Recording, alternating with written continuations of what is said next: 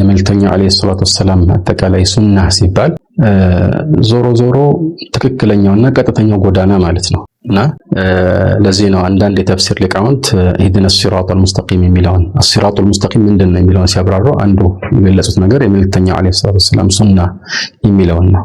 ስለዚህ ይህ ሰዎች በተለያዩ ውዥንብሮች መሃል በሚሆኑበት ጊዜ ከጥመት ነፃ የሚወጡበት ቀጥተኛው መንገድ ነው። ስለዚህ ቀጥተኛው መንገድ ነው ሲባል ከዚህ የወጣው ያው ጠማማ መንገድ ነው የሚለውን እንገነዘባለን ማለት ነው። ለዚህ ነው የኢብኑ መስዑድ ሐዲስ ላይ መልእክተኛው አለይሂ ሰላቱ ወሰላም አንድ ጊዜ ለሰሃቦች መሬት ላይ እንደዚህ ቀጥተኛ መስመር አሰመሩ እንደሚታወቀውና يقول خط لنا رسول الله صلى الله عليه وسلم خطا مستقيما وخط عن يمينه وشماله خطوطا በግራና በቀኝ ደግሞ ትናንሽ ቅርንጫፋዊ መስመሮችን እንደዚህ አበጁ። ከዛ በኋላ ይሄ ቀጥተኛውን መንገድ እየጠቆሙ هذا سبيل الله مستقيما አሉ። ይሄ ነው ቀጥተኛው ሲሆን የአላህ መንገድ ማለት ነው። ከዛ እነዚህን ደግሞ ቅርንጫፍ የሆኑ መንገዶችን እየጠቆሙ هذه السبل ليس منها سبيل إلا وعليه شيطان يدعو إليه እነዚህ መንገዶች ደግሞ በሁሉም ላይ ሸይጣን ወደዚያ ያው የጥመት መንገድ የሚጣራ ቢሆን እንጂ መንገድ የለም። ሁሉም በዚህ መልኩ የጥመት መንገዶች ናቸው ማለት ነው። ከዛ ያው ሱረቱል አንዓም ላይ ያለውን አንቀጽ وأن هذا صراط مستقيم فاتبعوه ولا تتبعوا السبل فتفرق بكم عن سبيله ይህ ነው ቀጥተኛ መንገድ የበላቸውና ولا تتبعوا السبل ከዚህ ውጭ ያሉትን መንገዶች አትከተሉ። ከዚህ ውጭ ያለውን መንገድ ብዙ አድርጎ ነው የጠቀሰው ሱቡል ነው ያለው። ያኛውን ግን አንድ አድርጎ ነው የጠቀሰው። ስለዚህ ያው ቀጥተኛው መንገድ አንድ ብቻ እንደሆነ የሚያሳይ ነው ማለት ነው። ስለዚህ ያው ይሄ አንድ መገለጫ መሆን ይችላል። ያው ሱና ሲባል እኛ የምናስበው ትክክለኛው መንገድ ነው እንጂ ውስንና ቁንጽል የሆኑ ርዕሶች ላይ ብቻ የታጎረ መልእክት አይደለም ማለት ነው።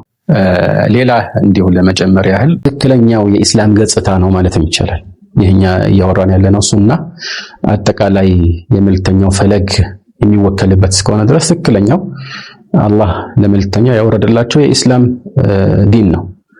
ለዚህ ነው አንዳንድ የኢስላም ሊቃውንት ለምሳሌ አልበርባሃሪ ሸርሕ ሱና ላይ እንዳሉት يعلم أن الإسلام هو السنة وأن السنة هي الإسلام ኢስላም ሱና እንደሆነ ሱናም ኢስላም እንደሆነች እወቅ ይላሉ።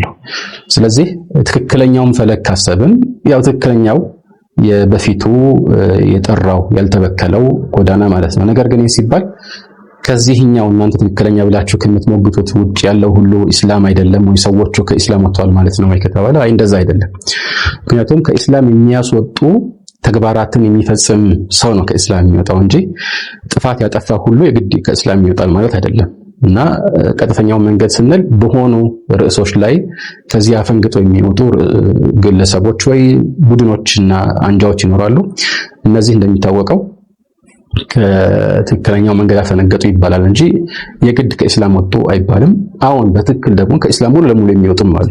ያመጧቸው የአዳዲስ ፈሊጦች ከኢስላም መሰረታዊ የኢማን መርሆች ጋር የሚጋጩ ስለሆኑ ከኢስላም የሚወጡም አሉ። ስለዚህ ዋናው ቁም ነገር እዚህ ላይ እኛ መከተል የሚገባን የትኛውን ነው የሚለውን ለማጽናት ያህል ነው ማለት ነው። በዚህ መልኩ የሚብራራው